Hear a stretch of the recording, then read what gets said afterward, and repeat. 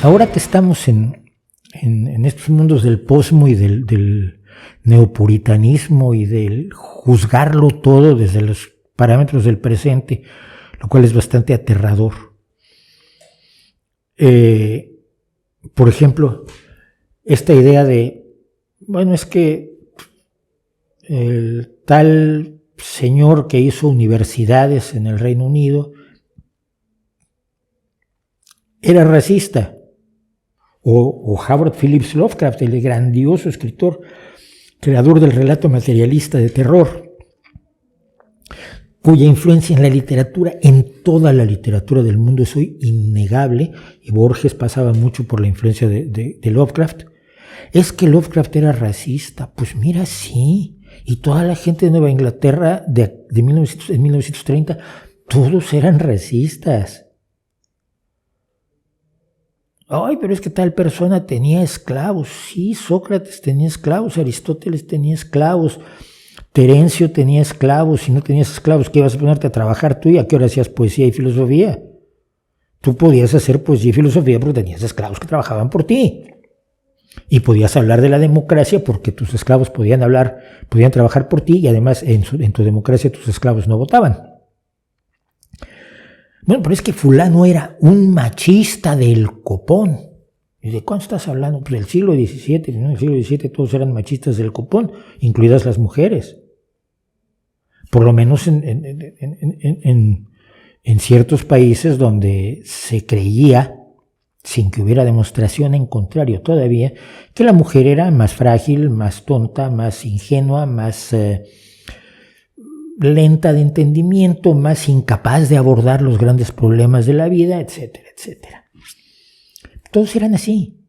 No estás descubriendo nada cuando descubres que fulano de tal, el escritor, era un machista de porquería. Ya. Todos lo eran. Y la pregunta, ahí lo que tenemos que hacernos como pregunta, creo yo, es esto. ¿Cómo habrías sido tú? Si hubieras nacido en el sur de los Estados Unidos, una plantación, como hijo del dueño de una plantación, ¿habrías sido antiesclavista? ¿O tu entorno te habría indicado, y con enseñanzas bíblicas muy concretas, con enseñanzas bíblicas clarísimas que están allí escritas por San Pablo, por Saulo de Tarso? ¿Cómo tienen tus esclavos que ser buenos cristianos y obedecerte mucho? Y te hubieran criado en ese ambiente, ¿tú habrías sido un feroz antiesclavista o un absoluto abolicionista? ¿O habrías sido un esclavista normal, común y corriente? No forzosamente, no en especial cruel, no en especial inhumano, no toda la gente era inhumana con sus esclavos, pero habrías sido esclavista muy probablemente. Y muy probablemente el hecho de que una mujer quisiera escribir novelas te habría parecido muy mal en la Edad Media, cuando Cristina de Pizán se convirtió en la primera escritora profesional de novelas. O que las mujeres se dedicaron a la astronomía cuando Caroline Herschel se convirtió en la primera mujer astrónoma y científica profesional con una anualidad pagada por el rey. ¿Y por qué antes no había astrónomas? Porque eran tontas, no, porque no tenían acceso a la astronomía. Y no tenían acceso a la astronomía porque ni les daban acceso ni les interesaba el acceso.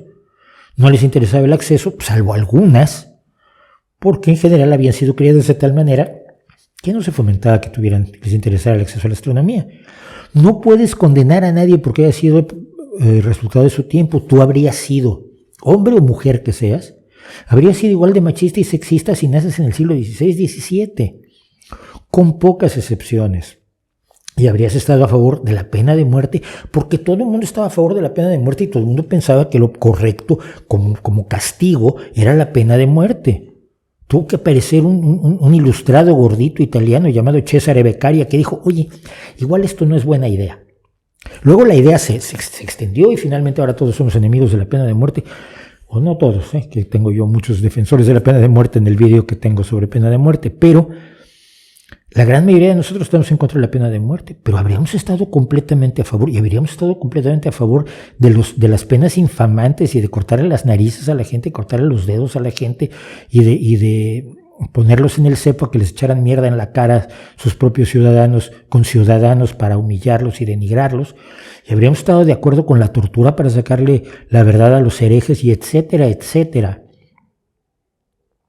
Es decir, esta idea de que somos mejores, cada uno de nosotros, y podemos juzgar a los seres humanos del pasado, me parece enormemente peligrosa, porque lo que ha avanzado es la sociedad a pasos muy lentos y a partir de grupos o de individuos muy pequeñitos, muy identificables, que tuvieron una idea que en su momento fue hallada intolerable, inaceptable y escandalosa, pero que poco a poco se fue extendiendo hasta convertirse en patrimonio de toda la sociedad. Entonces lo que tú piensas no es tu gloria. Ay, es que yo soy tan feminista, es que yo soy tan socialista, es que yo soy tan igualista, como dice mi hijo. Es que le hago bien porque soy igualista. Estoy tan a favor de que se reintegre a los delincuentes a la sociedad siempre que sea posible. Y estoy de acuerdo en leyes, y estoy de acuerdo en el matrimonio igualitario, y estoy de acuerdo en leyes de tal y cual tipo, y estoy de acuerdo en la paz entre las naciones. Chicos, si toda la vida la gente se crió en la guerra, la idea de la paz es reciente, tan reciente como el antiesclavismo, tan reciente como el feminismo, tan reciente como todo lo demás. No eres tú. Y la gente que se está dedicando a demostrar cuán moralmente superior es, tendría que acordarse de esto. No eres tú quien encontró esto. Estos son logros de una sociedad que evoluciona. Son sucesos, son los logros de todos. Y son logros que parten del conocimiento, pero no solo del conocimiento. Lo he dicho una y otra vez y lo repetiré cuantas veces sea necesario. Se